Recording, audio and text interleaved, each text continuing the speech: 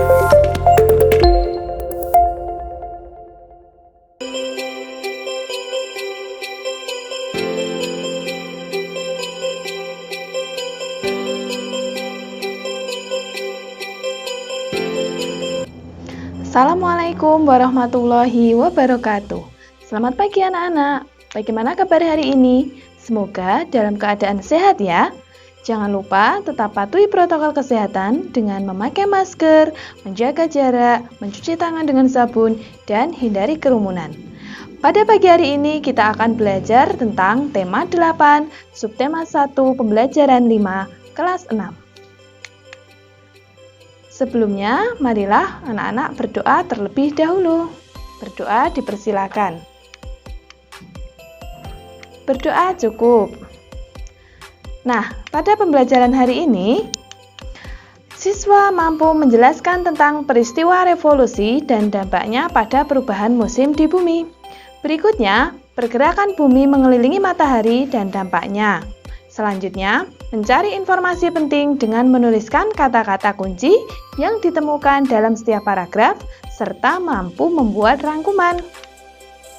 Mencari informasi penting tentang revolusi bumi, gerak semu matahari, dan dampak revolusi, serta menyajikan dalam bentuk naskah berita dan memahami interval nada. Nah, pada saat ini, marilah kita simak cerita di bawah ini. Pada musim hujan tiba, bumi menjadi basah karena tersiram air hujan. Juga tanaman pun mulai tumbuh. Pohon-pohon yang layu karena kekurangan air tampak kembali menjadi segar. Para petani mulai menanam padi, kemudian cuaca yang semula panas pun menjadi sejuk. Musim hujan selalu dinantikan oleh banyak orang, namun ada kalanya musim hujan menyebabkan bencana alam. Pada bulan-bulan tertentu curah hujan sangat tinggi, namun pada bulan lainnya hujan hampir tidak pernah terjadi. Mengapa demikian? Ayo kita cari tahu. Saat membaca koran, Edo terlihat keheranan. Mengapa di koran diinformasikan bahwa saat ini di Argentina sedang terjadi musim panas? Namun, pada saat yang bersamaan, di Kanada sedang terjadi musim dingin. Mengapa terjadi perbedaan musim di antara Argentina dan juga negara-negara lain di dunia? Mari kita amati gambar berikut ini. Pada awal tanggal 23 September terjadi musim gugur di belahan bumi bagian utara dan menjadi awal musim semi di belahan bumi bagian selatan. Sedangkan tanggal 21 Maret merupakan awal musim semi di belahan bumi utara dan menjadi awal musim gugur di belahan bumi selatan. Berikutnya, tanggal 22 Desember, awal musim dingin di belahan bumi utara dan awal musim panas di belahan bumi selatan. Nah, bacalah fakta-fakta sains pada gambar di atas. Yang pertama, membuat sebuah jalur atau orbit berbentuk elips saat mengelilingi matahari yang disebut dengan revolusi.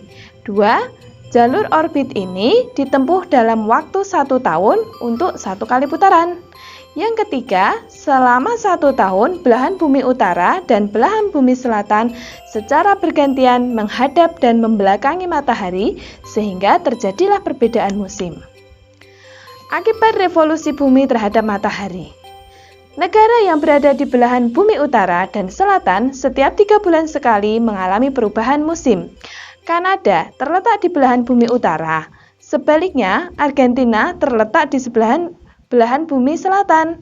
Pada saat matahari memanasi bumi bagian selatan, Argentina mengalami musim panas.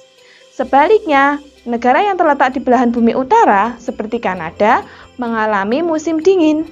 Berdasarkan gambar di halaman sebelumnya dan bola dunia yang anak-anak miliki, maka mari kita lengkapilah tabel berikut ini. Waktu tanggal 21 Juni sampai 23 September pada belahan bumi utara terjadi musim panas. Sedangkan di belahan bumi selatan terjadi musim dingin. Pada tanggal 22 Desember sampai 21 Maret, belahan bumi utara terjadi musim dingin. Sedangkan di belahan bumi selatan terjadi musim panas. Tanggal 21 Maret sampai 21 Juni di belahan bumi utara terjadi musim semi dan belahan bumi selatan terjadi musim gugur. Selanjutnya, anak-anak, mari kita berbicara tentang reporter. Apa itu reporter? Nah, reporter adalah orang yang bertugas meliput berita di lapangan dan melaporkannya kepada publik. Laporan dapat berbentuk tulisan untuk media cetak, ada juga yang berbentuk lisan yang akan disampaikan pada media elektronik seperti radio, televisi, bahkan sekarang banyak di media sosial yang kita ketahui. Yang perlu diingat saat melakukan wawancara atau membuat berita harus memuat unsur 5W1H. What? Apa peristiwanya? Where? Di mana lokasi terjadinya peristiwa itu? When? Kapan peristiwa itu terjadi? Why? Mengapa peristiwa itu terjadi? Who? Siapa yang terlibat dalam peristiwa itu? How?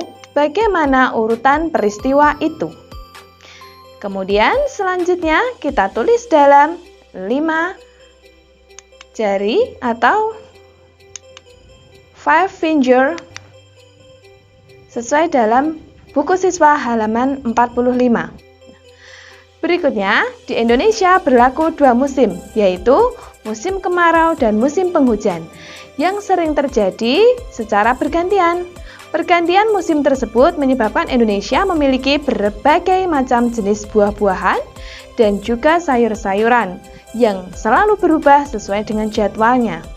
Pemandangan di desa ketika musim panen buah terlihat indah sekali. Berikut ini ada sebuah lagu yang menceritakan tentang rasa kagum atas keadaan desa yang selalu dirindukan oleh sang pencipta lagu. Atau mungkin anak-anak yang rindu dengan desa atau kampung halaman bisa ikut bersama-sama menyanyikan lagu yang berjudul Desaku Yang Ku Cinta berikut ini.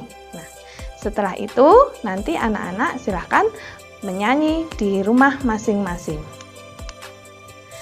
Nah, dari pembelajaran tadi, kita ketahui interval pada nada dapat dibuktikan dengan melakukan percobaan di bawah ini. Siapkan bahan dan alat percobaan ya. Yang pertama, siapkan air, kemudian 5 atau lebih gelas kaca, kemudian tongkat kayu atau bisa juga menggunakan pensil. Langkah-langkahnya, yang pertama, isilah gelas dengan jumlah air yang berbeda antara satu botol dengan botol yang lainnya. Kemudian, atur posisi antara gelas yang satu atau botol yang satu dengan botol-botol yang lain secara berurutan. Susunan diurutkan dari yang paling sedikit atau paling rendah jumlah airnya ke yang paling tinggi jumlah airnya. Nah, kemudian pukul-pukullah dari yang jumlah airnya atau volumenya paling banyak ke yang paling rendah. Coba anak-anak buktikan bagaimana suaranya, apakah sama atau tidak. Nah, demikian pembelajaran pada hari ini. Marilah kita tutup bersama-sama dengan berdoa. Sampai jumpa pada pembelajaran berikutnya. Wassalamualaikum warahmatullahi wabarakatuh.